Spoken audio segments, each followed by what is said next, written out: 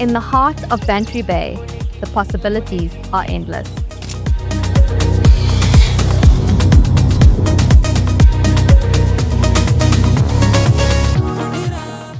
This Victorian home is waiting for the perfect person to make it their own.